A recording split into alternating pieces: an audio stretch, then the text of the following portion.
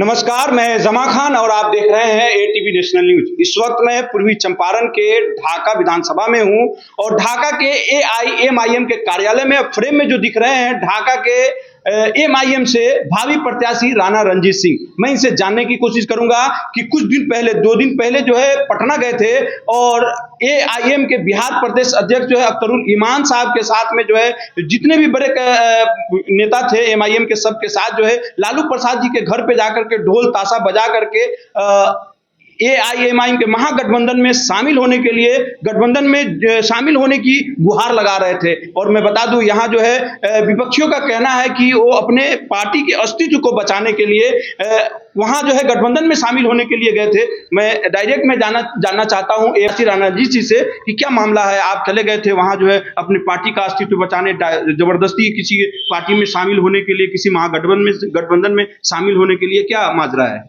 देखिए, आरजेडी के कुछ लोगों का कई बार हम लोगों ने इंटरव्यू सुना, तेजस्वी यादव जी का भी सुना और भी लोगों का सुना। मैं खुद पत्र लेकर के गया था, उनके कार्यालय में पत्र को दिया और रिसीविंग भी किया और रिसीविंग की दस्तखत को भी दिखाने का काम हम लोगों ने सबको किया, लेकिन वो सीधे नकार जाते थे कि नहीं नहीं हमारे पास कोई पत्र नहीं आया है। फिर कुछ लोगों को मैंने देखा, 2-4 उनके अगल बगल के जो प्रवक्ता लोग हैं, अरे भाई एमआईएम ने 100 सीट मांग लिया, 50 सीट मांग लिया, 100 ऐसा मांग लिया, वैसा मांग लिया, मतलब जनता को गुमराह करने का काम कर रहे थे। हम लोग वहां डंका बजाने गए थे, बताने गए थे, शोर मचाने गए थे कि देखिए जनता को साक्षी रख करके जनता को दिखाना चाहते थे। अरे भाई 6 सीट क्या, हम आपसे 1 सीट मांगेंगे तो आप वो भी नहीं दीजिएगा। हम लोग जानते हैं कि आपको एनडीए की सरकार कबूल है, आप भाजपा की सरकार बिहार में बनने दीजिएगा, लेकिन एक मुसलमान की पार्टी खड़ी हो जाए ये आपको बर्दाश्त नहीं होगा, ये आपको हजम नहीं होगा। और पहली बार बिहार में अगर एनडीए की सरकार आई, भाजपा की सरकार आई, वो आपकी देन है, लालू जी की देन है। रामविलास जी ने कहा था कि किसी मुसलमान को मुख्यमंत्री बना दीजिए, हम लोग बिना शर्त के आपको समर्थन दे देंगे।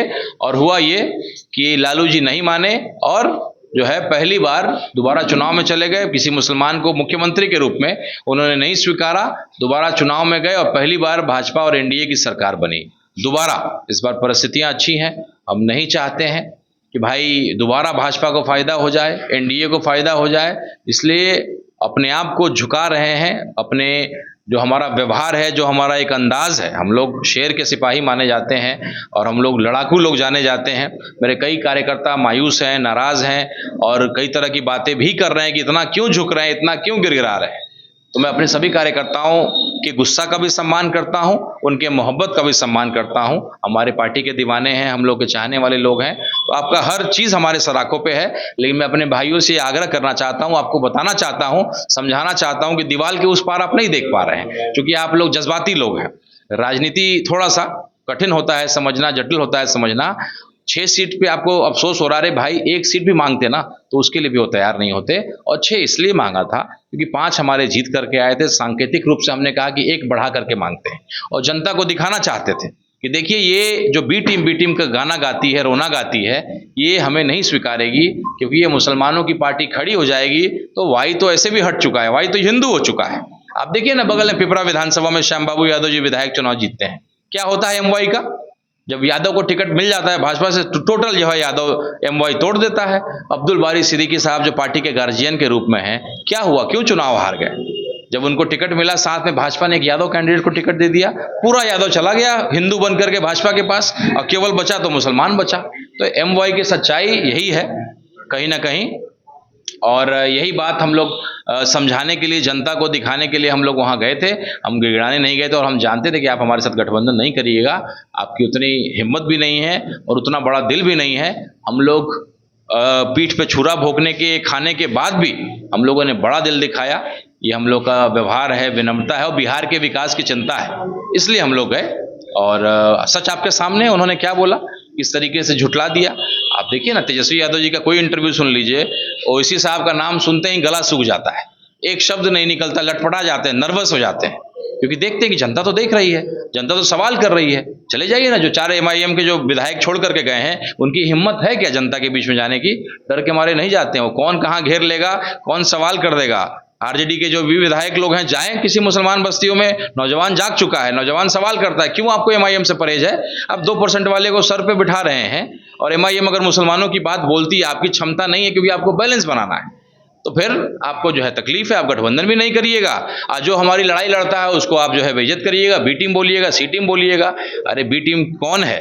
ये तो लोकसभा चुनाव में देखा था, तेजस्वी यादव जी ने मंच पे कहा था पूर्णिया में कि या तो इंडिया को वोट दो या एनडीए को वोट दो, तीसरे को मत दो। अरे भाई साहब, क्या बात बोल रहे हैं आप मुकेश सहनी जी जो मंत्री था उसको स्वीकारिएगा, पशुपति पारस जी जो केंद्रीय मंत्री था उसको स्वीकार लीजिएगा, आज अगर मांझी जी चले आए तो उनको भी स्वीकार लीजिएगा, लेकिन एआईएमआईएम जो लगातार मुसलमानों की, दलितों की लड़ाई लड़ रहा है वो बी टीम हो गया। कौन सा थर्मामीटर है, कहाँ मिलता है ये बी टीम वाला थर्मामीटर नापने वाला? जरा हम लोग को ही बताइए, हम लोग भी खरीदना चाहते हैं। लोग तो कई बार कमेंट करते हैं आपके बारे में कि आप जैसे जीतिएगा वैसे बीजेपी में चले जाएंगे। आपको लगता है कि मैं जाना होता तो मैं नहीं चला जाता? आपको क्या लगता है मुझे ऑफर नहीं मिलता है क्या?